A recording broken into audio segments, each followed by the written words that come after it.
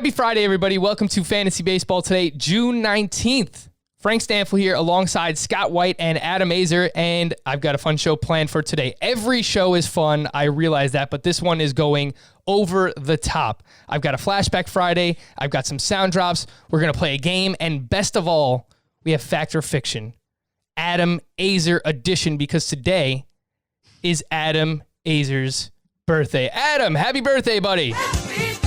Hey. Thanks, Stevie. Yes, it is my birthday. It is also Jacob deGrom's birthday, Frank's favorite player in fantasy baseball. Yes. It's Dirk Nowitzki's birthday. Very, powerful trio, me, Jacob deGrom, and Dirk Nowitzki. It is Juneteenth. I've learned a lot about Juneteenth this year. I'm very happy to say that. Very important day around America. And I think June 20th for fantasy baseball is going to be a big day because I feel like we're going to get an agreement tomorrow, Frank. That's what I'm feeling. Last Friday, you made a bold prediction. You said on Monday, we're going to have a season. Well, my bold prediction is on Saturday, we're going to have a season. All right. Wow. I hope you're right. I hope Frank's bold prediction was dead wrong. So you're suggesting you're better at this than he is. Well, it's like when you get to go last in Price is Right, you have an advantage. So I let Frank go first. He got it wrong. And now I get to make, we're getting close. It's almost now or never. I thought it would be on my birthday, but it's not going to be today. I'm feeling it tomorrow, June 20th. It's going to be the day. We'll have a 65-ish game season. And then we'll be doing a podcast probably to talk about it. And your background is giving me seizures, Adam. I don't know what's going on there. Yeah, what's going on, Adam? What's going on with your green screen? Your green screen technology. Did you just paint your room green over the past couple days? Is that what it is? Because my wall is kind of green.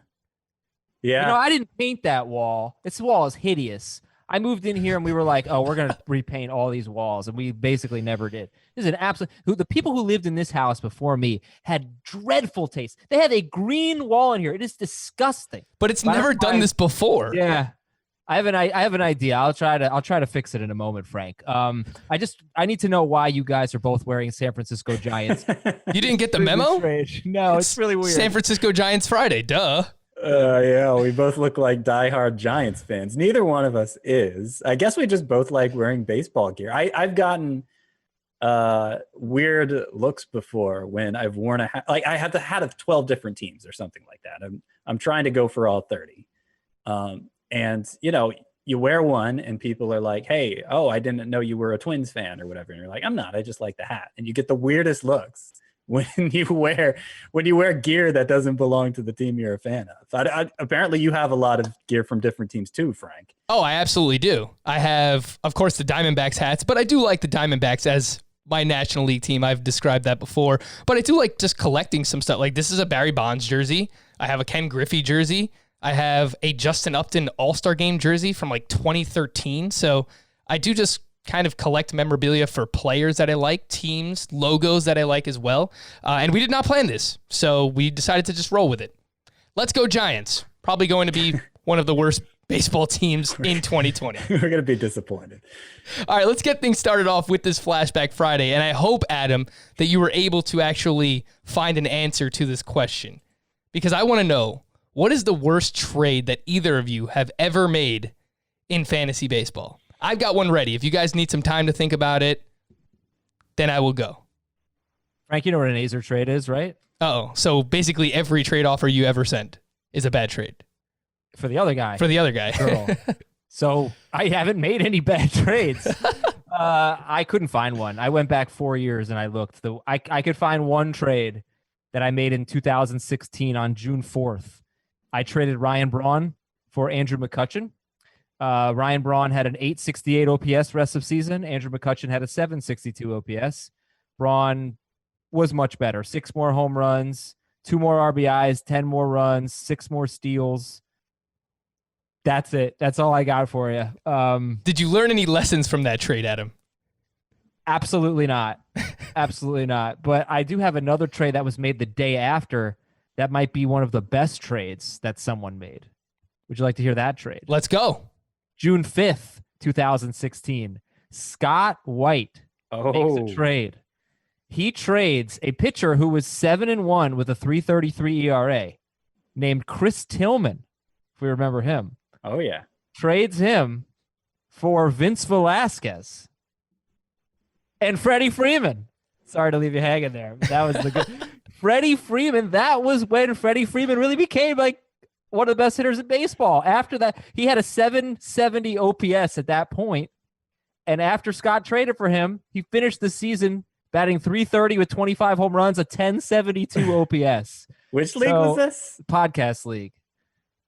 Great I trade. I can't say I remember that trade, but I was on the wrong side of a 2-for-1 there. In theory, I got the 2 back, and it obviously worked out for me. I don't remember that trade at all, so I can't comment on what was going through my mind at the time. I'm sure I've made a lot of trades over the years. I'm sure I've probably made some bad ones. Like Adam, I'm very reluctant to pull the trigger on a deal if I'm not supremely confident I'm on the better end of it. So I'm not one to take big risks in trades. So I don't think I have many bad ones. I'm struggling though to think of one. I mean, if there was one so bad that it would seem like it would stick out in my mind and I'd always think about it, I don't have one like that, but I do have a move I made in my 2014 Dynasty League where players you pick up off the waiver wire become very cheap to keep for a long time. And obviously 24 teams. I picked up Corey Kluber and held on to him for a couple weeks. And then I dropped him for, I wanted to find exactly who I dropped him for, because I'm sure it was somebody really dumb. And a week later, it was obvious I'd made the wrong decision, and Corey Kluber, just caught fire after that, and obviously became everything we knew Corey Kluber to be. So that's the one that sticks out in my mind as the worst move I've ever made in fantasy baseball. I'm going to see if I can find it. You can start talking, Frank. I'm going to see if I can find exactly who I dropped Corey Kluber for, because I think it would make the story better. Yeah, so I was pointing to myself because there's exactly one trade that stands out in my mind, and I made it before the season started. This is the only time I've ever done this, where I made a trade before the season started. For some reason, let me set the stage. The year was 2012. The season hadn't started, and I really wanted Kelly Johnson on my team. Kelly Johnson. Yeah, that Kelly Johnson. He was 1 year removed from hitting .284 with 26 homers and 13 steals. So I offered up, this is like my second to last and my last pick, my home keeper league, head-to-head points. I offered up Adam Dunn and Jim Johnson. Adam Dunn went on to hit 41 homers. Jim Johnson had 51 saves. I dropped Kelly Johnson a few weeks later. Yeah. That's just one that stands out, and I will never forget it. All right, I'm going to find this. That's bad, but that's a good story. The moral of the story, don't trade before the season starts. Uh-oh, Scott. Who did you drop Corey Kluber for?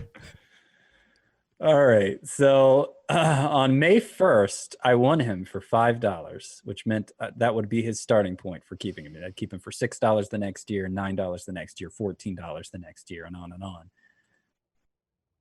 2 weeks later, I dropped him for an infielder named Chris Nelson. Ooh. I don't remember him. Never fantasy relevant. Never, ever fantasy relevant. That year, Corey Kluber went on to go 11-5 with a 3.85 ERA, 1.26 WHIP. A little less than a strikeout per inning. And a 24-team league, obviously an asset, right? The following year, he wins his first Cy Young Award, and he's an ace for several years there. Yeah, that's the worst move I've ever made. I'm pretty sure. Damn. Yeah, that's a rough one. Guys, I mentioned I want to play a game. Are you ready? Are you ready to play Who's That Baseball Player? Adam, you have not played this before. We played it once before with Scott and Chris. And basically, here's how it's going to work. I'm going to give you up to 5 clues. It could be 5 clues. You can guess it before then. I will give each of you a clue, and you could just blurt out as many answers as you possibly want, Adam. We want chaos. We want madness. And I even created a little sound drop here for my Pokemon fans out there. Who's that baseball player? You ever see the movie, Frank?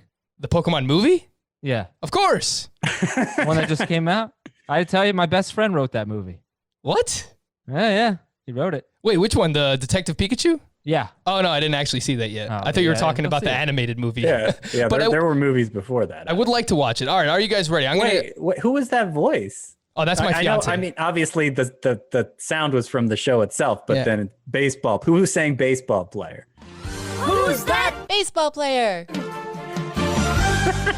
Is that your fiance? That is my fiance. So showing off my production chops here. All right, here we go. I'm going to give you some background music as well.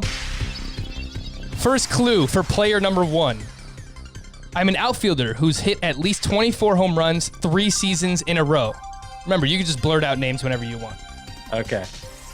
I was born the same year as Frank Stanfield, 1991.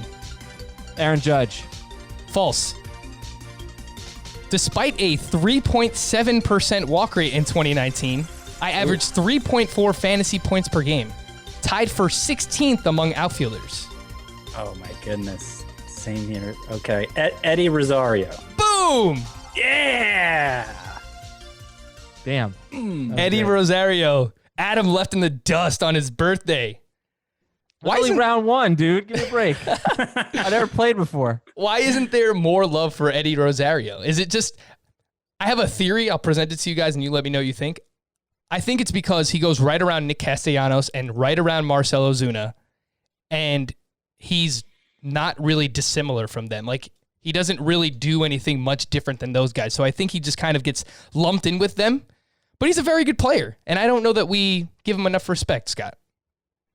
He doesn't have the upside either of them do. I'm not sure how legit the 32 home runs were last year. The previous 2 years, 24 home runs, 27 home runs. And I don't think there was really a change to the batted ball profile that would lend itself to a big increase like that. He does tend to hit for a high average. 276 last year was actually kind of low for him. But certainly in points leagues, the walks limits his upside. And even in categories league, the fact he's probably not going to make a huge impact in the home run category, you're kind of paying up for security there. And that's usually in the middle rounds, an idea people are not in favor of. And I'm not necessarily in favor of it either. The other 2 clues that I had for Rosario that we didn't get to, I posted career highs in home runs, 32, runs, 91, and RBI, 109 last season. And I'm currently being drafted as the 26th outfielder off the board at pick 91. So even despite the low walk rate, he was a top 20 outfielder last year, and he's being drafted as the 26th outfielder now. So I think there could be some value there for Eddie Rosario in one of the best lineups in baseball with the Minnesota Twins. Adam, would you rather have Eddie Rosario or Luis Robert?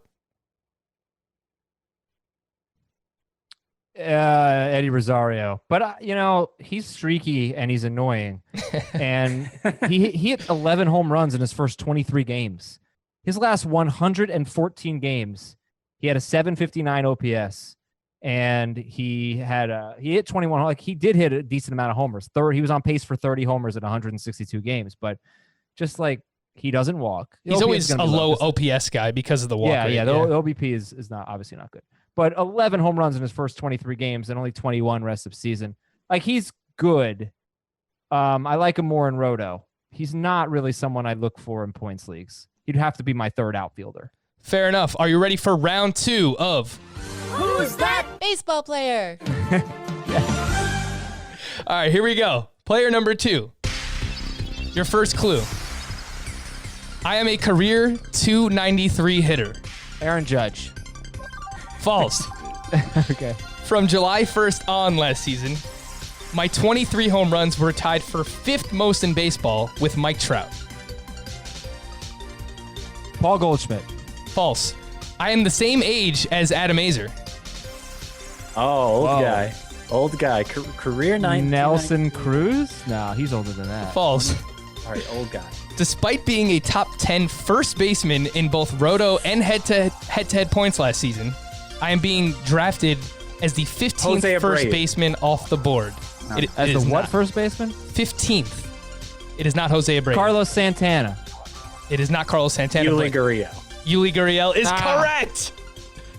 Adam is He's getting that old, crushed. I'm not surprised, by the way. Oh man, Yuli Gurriel, of course, had the career year last year and hit more home runs than we've ever seen from him, and you know what we've come to expect, where he hit 18 in 2017, he hit 13 in 2018, and then of course hit 31 home runs last season. Scott, he did make some changes. Started hitting more fly balls. He raised the launch angle, career high hard hit rate. He did things differently last year, but for the most part, people are not buying into it. Why is that?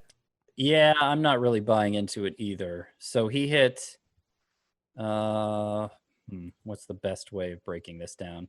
So he hit, of his 31 home runs he hit last year, 20 came during a 40-game span from June 23rd to August 14th. You know, he was pretty much ordinary Yuli Gurriel. Actually, he was pretty abysmal before that. He was pretty abysmal after that. The thing that I think we can definitively say he does well is hit for average. He makes a lot of contact, especially. So, you know, I prior to this year, I thought he was kind of undervalued as a batting average, or maybe even an RBI specialist because of the lineup he's hitting in. But obviously, he's not being drafted as that anymore. He's being drafted like a power threat as well. And considering he's a 36-year-old who had just basically a less than even 2-month stretch where he was that and then receded thereafter, I'm not buying it. I'm just not buying it. And I think it's risky. I think he's still going too high at a point where the risk isn't worth the reward. The ADP the right reward now isn't worth the risk. The ADP for Yuli Gurriel, 132.6. Adam, would you rather have Yuli Gurriel or somebody I know you like in Edwin Encarnacion? I knew you were going to ask that. I knew it. I'd rather have Gurriel, actually. Okay. I think, you know, there's a lot of risk with Edwin Encarnacion, but I'd probably, well, if it were like a backup, a bench spot or something like that, I'd rather have Encarnacion. Or maybe in a deeper league and it's a corner infielder or something, and you're just going for an upside play, I'd rather have Encarnacion. If you really think that you need this guy to contribute, if you're in a deeper league and you need this guy to play every day, I'd rather have Gurriel because he's not going to be bad. You know, his worst case scenario is going to give you a very scarce category. And he's going to have a really good batting average and be in a good lineup. Encarnacion could easily fall off a cliff. The final clue that I had for Yuli Gurriel was my brother also plays in the American League. Yeah, that I think I would have got. Were you writing? Have you been presenting these from a first-person perspective? Oh yeah, I am Yuli Gurriel. Okay, I was Eddie Rosario. Right. You play for the Giants now. That's right. I actually don't have any Giants on the list, so that'll potentially help you guys. All right, good. That helps me. Yeah, only 29 teams to choose from. Alrighty, here we go. All right, round 3. Who's that baseball player? All right, first clue. I've posted a 3.95 ERA or better for 6 straight seasons.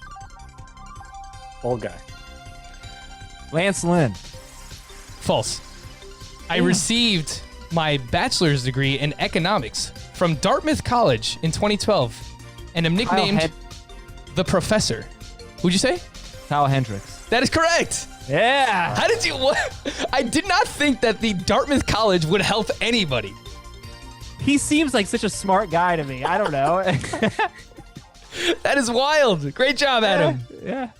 You know how it is. I'm not going to draft him. Going to be wrong about him every year until I'm right. Every single year. The final clues that I had since 2015, my 1.12 WHIP ranks 14th among starting pitchers. Despite this, I am the 39th starting pitcher off the board in ADP. My final clue was Scott White might throw harder than me. Woo! I would have gotten it there. So he's actually I pretty don't. interesting. I don't, by the way. He said that he dealt with fatigue late in the season, and he was working on strengthening his legs and his shoulder and his back during the offseason. He gained 0.2 of a run in ERA in his last 2 starts. He went from 326 to 346. Not a huge deal, but he said he was fatigued. Not going to happen this year. So shortened season might help a guy like Kyle Hendricks. I I just can't do it. I just don't believe in pitchers who don't strike guys out. Is usually what it is, other than prime Dallas Keuchel. So I'll pass on Hendricks. He's only 30, but he feels like super old. Such a stable track record, though, Adam. It's stable. It's so stable, and he might beat Josh Hader in strikeouts this year.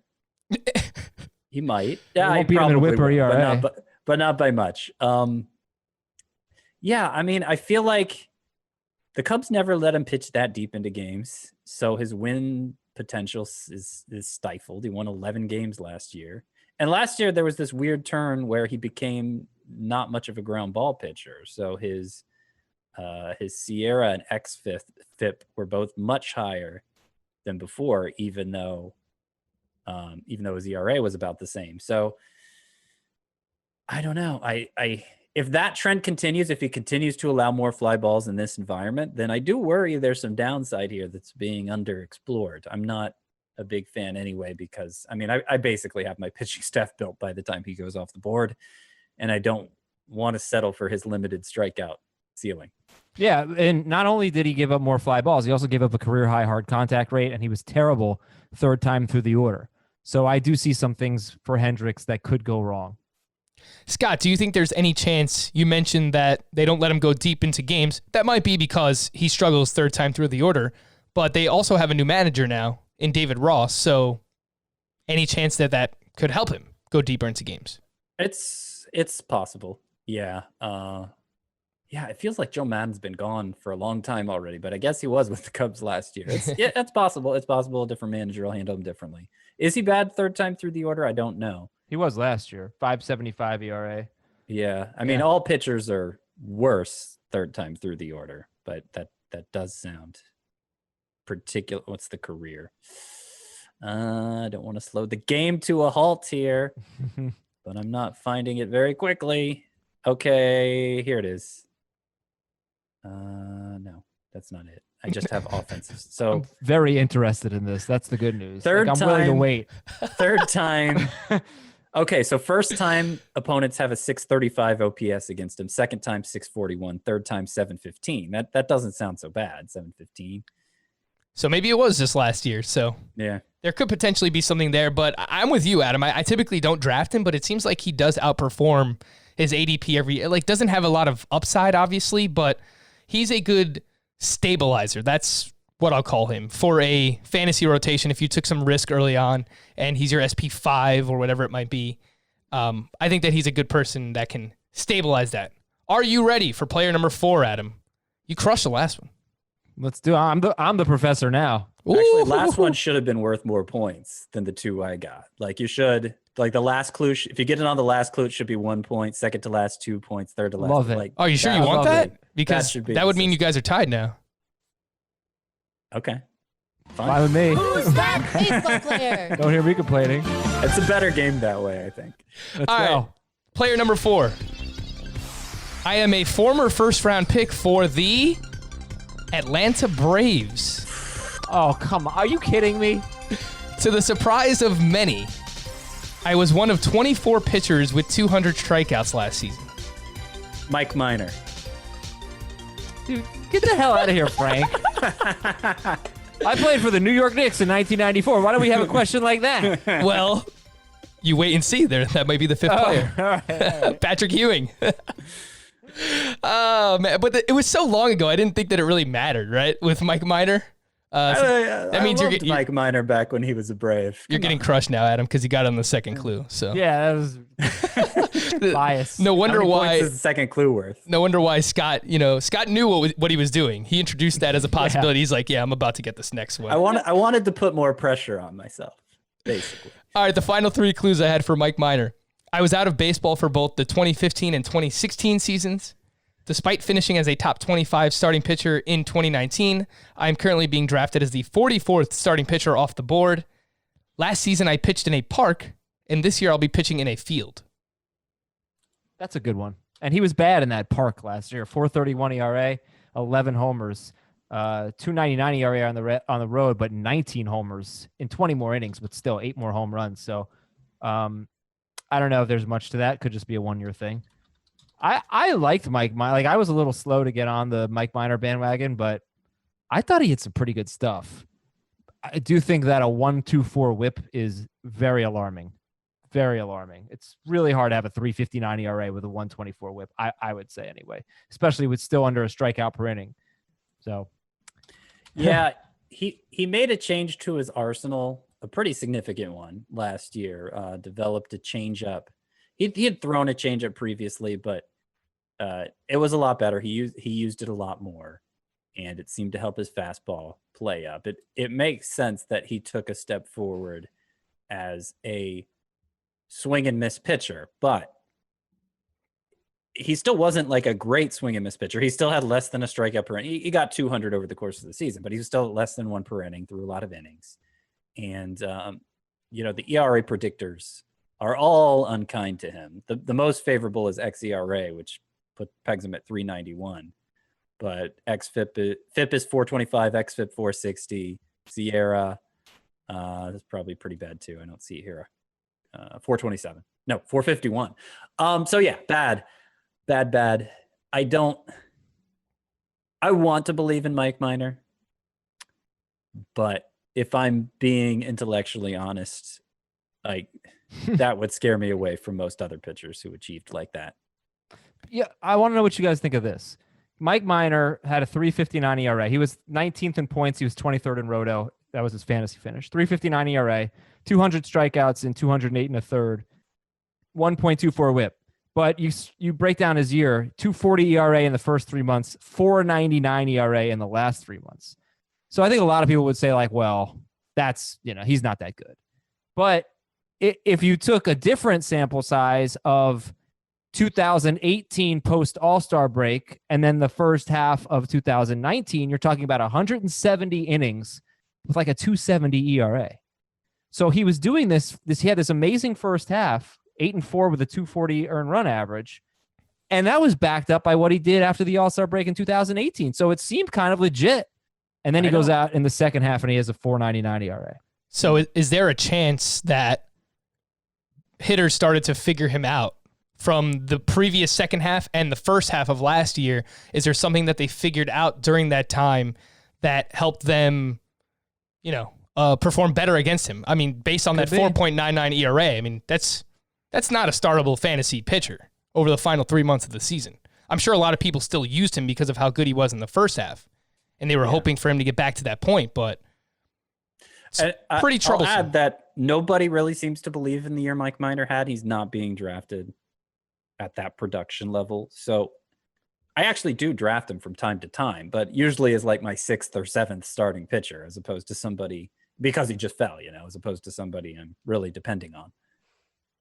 Yeah, I'll tell you why I don't draft Mike Minor is because his ADP is 157.8 and Kenta Maeda's is 172. So I can get Kenta Maeda 15 picks later, and in a vacuum, I'd rather just have Kenta Maeda anyway. Absolutely. If it plays out like that, I would guess there's a stock up arrow next to Kenta Maeda's name, but that's just a guess. Like in more recent drafts, he's probably going earlier than that. All right, we'll do the final player for fun. Why not, right, guys? Are you ready? Why, I've already clinched? Aaron Judge. I would say so. You won 3 of the 5 players. Well, no, we're doing this by a point system. All right, so you have to get it. We were tied going to the last one, which means I either have to get it on the first guess to win or the second guess to tie. Yeah. If it's Aaron Judge, I'm in trouble. Well, I already told you it's Patrick Ewing. Who's that baseball player? All right, player number 5. Are you ready, Adam? This is the first clue that you have to get it on. Do you have to say a clue first? All right, you can just guess to start guessing names, Adam. Well, no, it's okay. Aaron Judge. My 863 OPS in the second half last season ranked 12th best at third base. Aaron Judge. It's not Aaron Judge. Miguel Sano. It is not Miguel Sano. Gio Urshela. Gio Urshela. It is not Gio Urshela. It is not a Yankee. JD Davis. It is not JD Davis. Oh my gosh. Matt Chapman. No, it is not Matt Chapman. Say another clue. All right. Kyle Seager. Kyle Seager. It is Kyle Seager. No! Adam wins. You stalled for him. You stalled. It's his birthday. Not really. All right, happy birthday to me. I just won. You just won, Adam. What an upset. It is Kyle Seager, the final 4 clues that I had for Kyle Seager, and this is more for deeper leagues. I have hit at least 20 home runs in 8 straight seasons. Last year, I hit 23 homers in just 106 games, which means I was on pace for a career-high 35 homers over a full season. Despite all these fun facts, you might not be eager to draft me at my ADP of 272. My brother plays in the opposite league as me. That's a dead giveaway there. Don't sleep on Kyle one. Seager. Come on, everybody. Why not? You It's believe in such a him? deep position, man. It's more deep so position. for deeper leagues, potentially AL onlys and 15 teamers. All right, fine. But- Don't sleep on Kyle Seager there. But Yeah, it's not a 12-team even play in at a all. 15-team league, it's very likely I already have 3 third basemen by the time I'm thinking of taking Seager. And like it's weird, but because you wouldn't think so given his skill set, but he's kind of established himself as a batting average liability here. Oh, gosh, yeah. 249, 221, and 239 last 3 seasons. That ballpark's bad. He's bad. I think he's bad. He just helped you win the game, Adam. And this I is how love you him. talk He's about great. how you talk about Kyle Seager. Come on, man. Well, to me, he's Corey Seager's brother. So Oh, that's not nice. Look, I think you can argue. Everyone thought it was a foregone conclusion that Corey Seager was going to be so much better than Kyle Seager. Kyle Seager's kind of had the better career. Overall, to Kyle this Seager point. was the steadiest, most predictable third baseman. He was really reliable for fantasy for like 4 years in a row. He probably finished around top 8, something like that. But he was never spectacular. And I don't know why he just really fell off a cliff these last 3 years. Wonder if it's shifting thing. Nah, that probably would have started earlier though. I always attribute that to Brian McCann's decline as a batting average source, and frankly Albert Pujols is too. He does pull a decent bit. I know if Chris were here, he'd back me up on Kyle Seager. I know he likes Kyle Seager, but again, it's Who more had the so. better second half between Corey and Kyle last year. I'm looking that up. 'Cause I don't think have it Kyle. off the top of my head, but it might have been. 863 OPS in the second half for Kyle. It was Kyle. Yeah, it was Kyle. There you go. Don't sleep on him. Corey had a big September though. All right. We're going to pause here. What I want to do first is promote our Fantasy Baseball Today YouTube channel. Of course, you're listening to us. You can now watch us as well. You can find the link in the podcast description. We're constantly tweeting it out at FBT Pod. We tweet out whenever the YouTube videos go live. So make sure to subscribe. And it also came out in our newsletter today as well. So subscribe, hit that little bell, and every time we have a new video come out, you will get an alert. And I also want to promote the First Cut Golf podcast. I don't know anything about golf, but I do know that these guys are absolutely crushing it right now. Their crew includes Rick Gaiman, who hit on Daniel Berger at 66-1 to win the Charles Schwab Challenge at Colonial. This upcoming week, they're previewing the Travelers Championship. You can expect 2 preview pods every week covering daily fantasy, storylines to watch, sleepers, and their best bets. They also have an instant recap podcast after every single round, including their Sunday night recap after all the tourney action has wrapped. Again, that is the First Cut Golf Podcast. Check it out. Believe me, I would not steer you wrong, unless, of course, Manny Machado stinks again this year. All right, let's take a break. When we come back, we will have Fact or Fiction, Adam Aizer edition. All of these were brought to you by the one, the only, Nando DeFino. We'll be right back. All right, we're back here on Fantasy Baseball Today. Of course, we are celebrating the birthday and the life of Adam Aizer.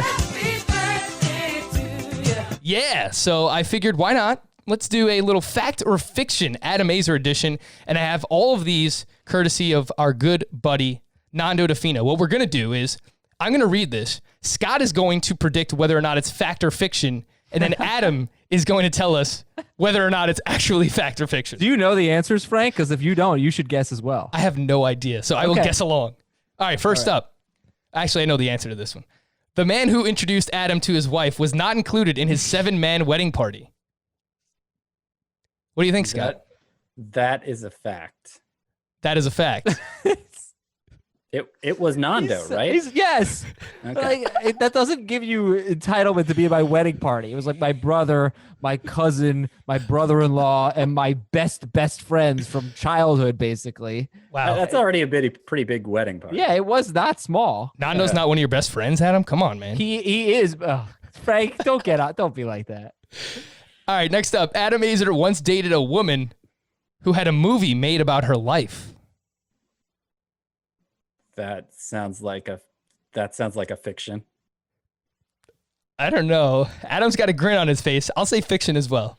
It's a fact. Oh my God. Really? I don't want to talk about that. But No, it's a well, fact, yeah.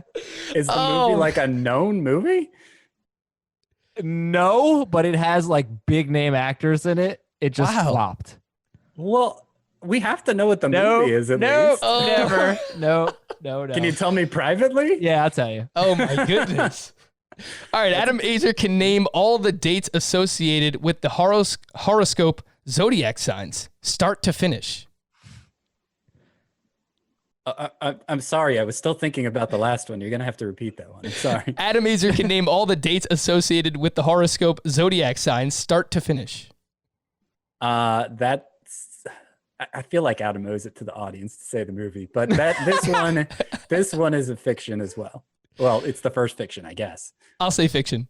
Yeah, there's no chance. Fiction. You know, I mean, you're a little quirky though, Adam. So I thought, there was a chance. I had a little bit of doubt in my mind for It that doesn't one. seem like Adam's brand of quirk. Nah. No. My thing.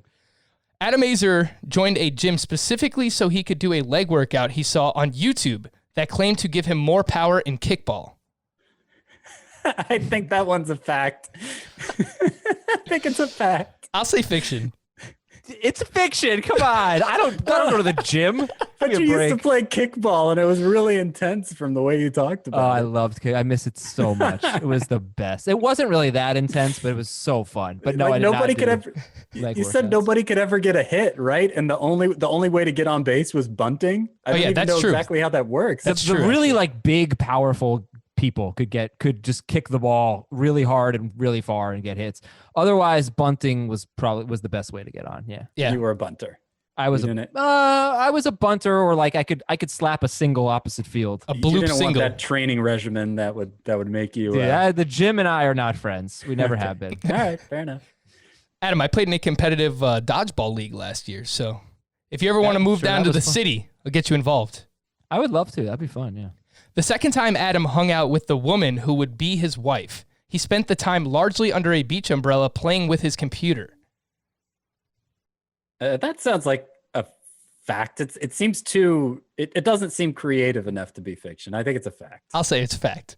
It is a fact. In fact, He was I'll tell editing you what FBT. I had a lot of work to do. It was a baseball weekend, and I had to go through all the games from the night before and take my notes. I wanted to hang out with her and Nando and his wife, so I went to the beach. I brought my laptop. And I did my notes. That's exactly what I would have guessed it was too. Yeah, the that's what I amount did. of research that goes into a sport where every team plays every day is kind of stifling. I'm sure I had early dates that were semi sidetracked with my wife. You Like can't that, take a yeah. day off in baseball. Yeah. You can't. Yeah, like you're screwed. I tried to cut corners when I was dating my wife, and I successfully did in some areas, but Yeah. you can only do it so much. Yeah. Even if you try to enjoy the weekend, right? It's like if you miss a Saturday or Sunday or both, God forbid. Oh my gosh. Oh no. You have Yeah, no well, idea. Some days I've tried on like at the end of the weekend to catch up on the entire weekend, and it takes like 4 hours. Like it's terrible. It is wild. All right. If you make a bet with Adam Aizer, he will try to make it so the loser has to sing in some public fashion. Then he'll find a way to lose the bet so he can show off his tender voice. That sounds like the way Nando would describe something that maybe Adam wouldn't agree with that characterization, but I think I think it's essentially a fact. I will go with fact as well, based on Adam's reaction. It is entirely false. There has never What? been an instance of anything resembling this, but he always says stuff like that. Yeah. That I want to be like, oh no, I don't play guitar. All right, give me the guitar. I'll play something. real Yeah, quick. But that's no, he never definitely. happened. It's never happened. I was around for him doing a lot of that. Yes. Yeah, like the guy in the Progressive commercial, Jamie, where they're at his like mansion, and then he starts playing the like classical guitar. Yeah. That's know? you? Oh, buddy ball. I don't watch commercials anymore. I have no idea what you're talking about. Adam Aizer once went to Disney World with a girl and made her pay for half of everything. What? I'm going to say is Adam giving it away? I'm going to say that's fiction. Or is he playing us for a fool? I'll say fiction as well. I went to Disney World with a girl. She was just my friend. She bought her ticket. I bought my ticket. We didn't like. So it is a fact. I guess, but it's not like It says girl. It doesn't say girlfriend. Yeah, it was like if I had gone with a guy. That's all. I had a few. Like if something was a date, I would absolutely pay for it. But if it's not a date, then it's not so much that I objected to paying for it. I'm just not sure how it would look if I paid. Of course, for it, you know, I couldn't pay her. Why would I pay for her? Right. I mean, and Disney. I mean, obviously Disney World. Disney. Yeah. What am I paying $100 for a ticket? Give me a break, Nando. It's such a Nando thing. Yeah. Every time Adam Aizer visits a new state or country, he makes sure to buy a beach towel there to commemorate the trip. A beach towel specifically. Yep. That it's just so random. I'm gonna say fact. I'll say fiction. Fact. Where does he come up with this crap? It's fiction. Okay. All right. Adam Aizer, not a big fan of the beach towels. Yeah. Yeah. All right, the last one. Adam Aizer bought a Laserdisc player on eBay so he could watch Star Wars in the original, unaltered format. That's fiction. That is fiction. That is, yeah. You know, I haven't even seen Empire Strikes Back or Return of the Jedi. Right. Yeah. As cavalier as you've been about the whole Star Wars thing, you wouldn't go to that length. No. Yeah, no, definitely not. So what do you think, Adam? What do you think of your fact or fiction? We learned a lot about you today. We actually still need to learn more. Yeah, the best one. I'm not really giving you the details on that. Right. It was funny. It was good, and he did a good job putting things out there that sound like they could be true but aren't. But also, Nando has, for 10 years or however long it's been, has just perpetuated a bunch of myths about me over and over and over again. So, you know, who knows what's fact and fiction at this point? Who knows? All right, we're wrapping up with this.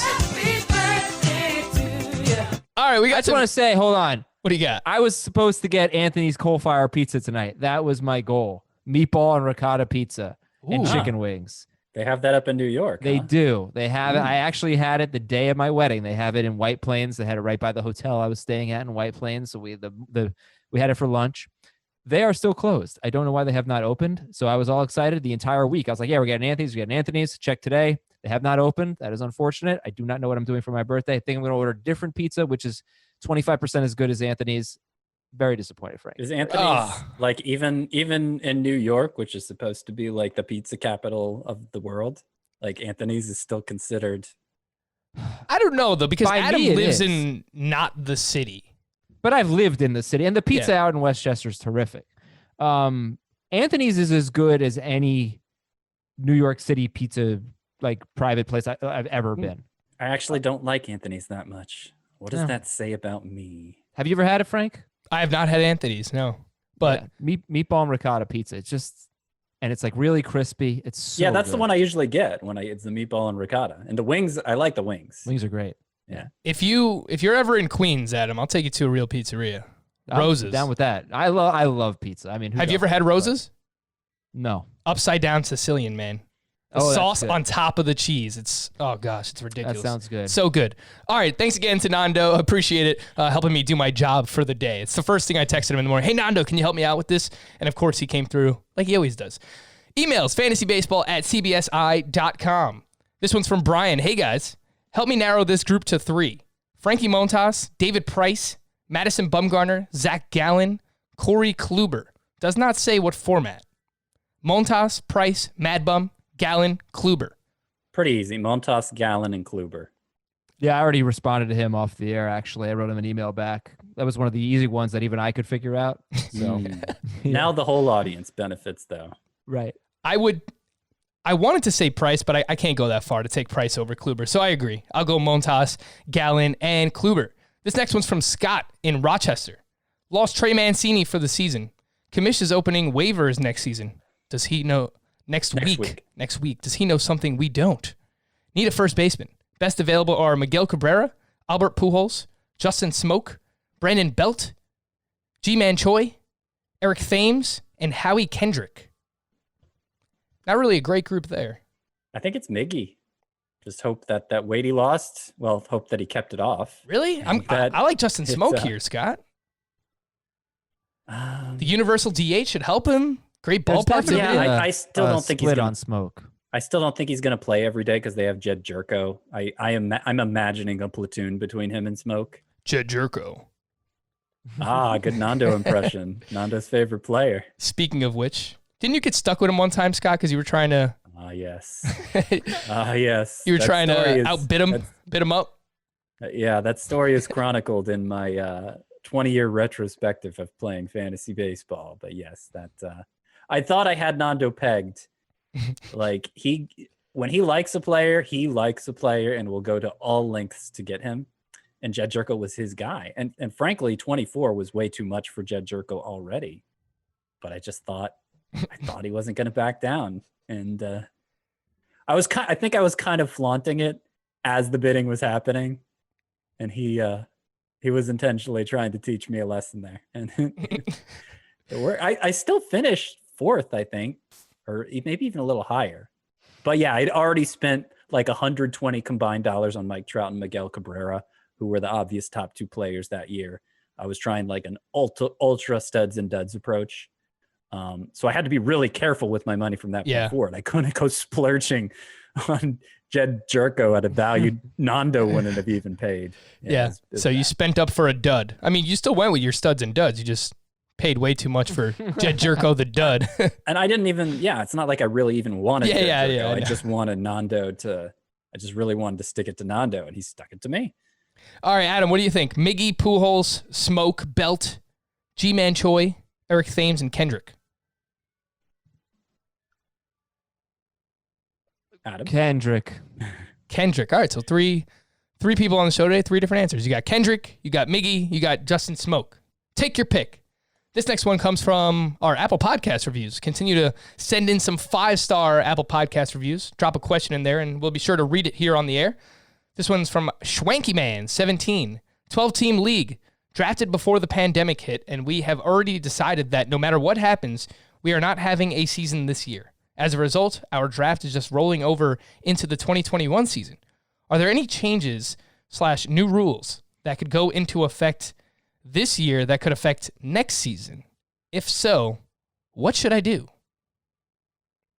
Got the universal DH this year or next year. That's the only thing I can think of. That's the obvious one, but I think, I think rolling over makes sense if there's no season, as opposed to, is this a dynasty league? Does he specify? Like, I assume it's keeper league of some kind, right? Yeah, it doesn't specify. It just says 12-team league. Well, let's just assume, because I think a lot of people out there may be wondering this. If it's a dynasty league and there's no season, I was under the assumption that you should not move salaries forward or anything like that. Player values wouldn't really change. There would be a handful of players who, just by virtue of being a year older, or maybe a few who change teams, maybe their value changes. But for the most part, every player's value is going to stay exactly the same relative to each other, because we don't have new data. But if you're introducing new data and not having the season, then I think you kind of have to revalue players based on that, right? Yeah, I think so. It changes the math there. So I'm not in favor of punting on the season. Obviously not. I mean, that I'm sure that's the line the company would want me to take too. But just as I don't see the point in committing to that, like, especially if you're then going to have to elevate prices across the board again on your keepers. Might as well just enjoy the benefits of a partial season. But I can't tell you what to do, obviously. Something else I thought of was expanded postseason has been included in the past couple of proposals. That means we could have more teams playing deeper into October, and that means they have less of an offseason. Does that matter at all? It's just the only other factor I tried to think of. No, but I think that it could mean that teams will be more aggressive calling up prospects because they have more to play for. Fair enough. Yeah. It could. This next one's from Mark. Startup Dynasty Points League. Trade away Mike Trout and Noah Syndergaard. Receive Alex Bregman and Steven Strasburg in a Dynasty Points League. I believe I would do that in a points league. I don't think the gap between Trout and Bregman is so big that, Syndergaard, I mean, especially if you're playing out this, especially if you're assuming there's this season and Syndergaard's not going to be a part of it. And, he'll probably miss early next season too. Yeah, I think I'd do that. It's just a pass fail thing? Yeah, do it. Bregman scored the most fantasy points last season, but Trout averaged 4.5 fantasy points per game compared to 4.2 for Bregman. I think it comes down. That's remarkable. I think it comes down to team context, honestly. I'd say if your team is closer to competing and you want to compete this season, then I would take the Bregman and Strasburg side. But you have to be realistic with yourself. If you're more of a year or two away. I know Trout's older, but I would rather have Trout and just hope Syndergaard comes back and pitches well. Well, the thing is, you're paying, like a lot of times we get excited about picking up these Tommy John recoveries in a buy low scenario or in a, if you're a dynasty startup, you're getting them at a huge discount. And yeah, the probability is really high. He'll come back from Tommy John surgery and be great, but there's a chance he's never the same. And you're paying full price for him here, I feel like. I just think it's crazy that Bregman just had what could end up being his best season of his career, and Trout was still that much better than him on a per-game basis. So I do think there's a pretty big gap there. I'm tempted to say no. I would not trade the Trout side. I think it's obvious if the season gets canceled, then you definitely don't do it. But it's really a toss-up. Go with your gut. Yeah, I'm closer to you. I would probably want to just keep Mike Trout just because he's Mike Trout. But again, how I laid it out, if you want to compete this year, then maybe think more about taking it. This next one's from Victor. Hello, Todd, Clint, Walt, and Jeff. Frazier. Yes. Hey. Jeff Frazier. Is there a Jeff Frazier that I don't know about, like a famous Jeff Frazier? Because there's a baseball player, Jeff Frazier. You and I both don't know about him, if that's the case. Jeff Frazier. Jeff Frazier has we'll have to look him up. 24 career plate appearances. He hit .217 with 0 home runs. But the rest of these guys, Todd Frazier, Clint Frazier, and Walt Clyde Frazier, of course. My home league is transitioning from a keeper league where we keep 7 MLB players and 3 minor league players, so 10 keepers total, to a full dynasty league. In this transition, we are all allowed to select 2 players from our past league to keep with us into the new league. It is a 16-team head-to-head points league where wins are only worth 3 points, saves are 5 points, holds are 3 points, and strikeouts for pitchers are 1 point. I am honestly not sure who to keep between Ketel Marte, Austin Meadows, Wander Franco, Shane Bieber, and Jack Flaherty. He can keep 2 of those players. Ketel Marte, Meadows, Wander Franco, Bieber, Flaherty. I'm leaning Wander and Flaherty. 16-team head-to-head points league. My dynasty startup rankings would say Bieber and Flaherty. And I think... You have Bieber ahead of Flaherty? Oh, I'm sorry. Bieber and Flaherty. Okay. I would be interested in knowing how much innings are worth in this points league. If it's the standard 3, and being a full point per strikeout, I think that actually tips things more toward pitchers, even though wins are devalued in this league. The fact that strikeouts are worth twice as much as the standard points league, I think that actually helps the case for Bieber and Flaherty. But if innings are only worth 1 point, which is true sometimes in points leagues, that would change the math, and I'd be inclined probably to keep Flaherty and Franco too. Yeah, I lean Flaherty and Bieber here, but man, I kind of want Franco. Yeah, it's hard to pass him up in a dynasty league. It's If you're as sold on Ketel Marte as you have been, Scott, I'm surprised it's not like one of the pitchers and Marte.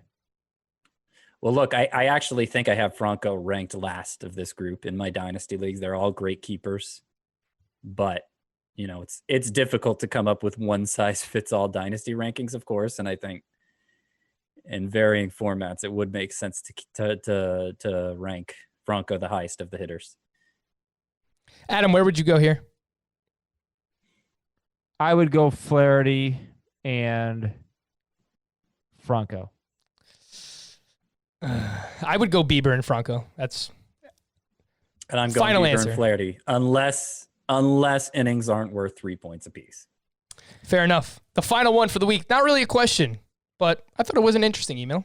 Guys, tied together since high school, in the same draft class, Clint Frazier tears up the minors, and Austin Meadows is good, but prospect pedigree fades. Now, Meadows is very good, productive MLB player with 4 to 5 tools, and Clint Frazier is missing chances and has constant maturity issues. Patience rewarded. Oh, wait. The Pirates traded Austin Meadows. Ouch. Yeah. That's a fun way to sum it up. Sure. Yeah. It's funny. Well, you know, when you see lists of like the worst trades in baseball history, whatever, I don't really, I know about them, like the Jason Varitek trade, stuff Jeff like that. Bagwell, John Smoltz, those come to mind. Yeah. But who was in the Varitek? Like, I don't even remember. But that was like a crazy lopsided trade? It was like Heathcliff Slocum and who was the prize? It had to be someone better than Jason Varitek, right? Jason I thought Varitek. Jason Varitek was the prize. Was he? I thought, okay, whatever. So I guess I'm Jason even. Varitek had a very good. Yeah, but I thought it was him and someone else. Like, Yeah. All right, It so was Derek Lowe. Derek Lowe and Jason Derek Lowe. Varitek for reliever Heathcliff Slocum.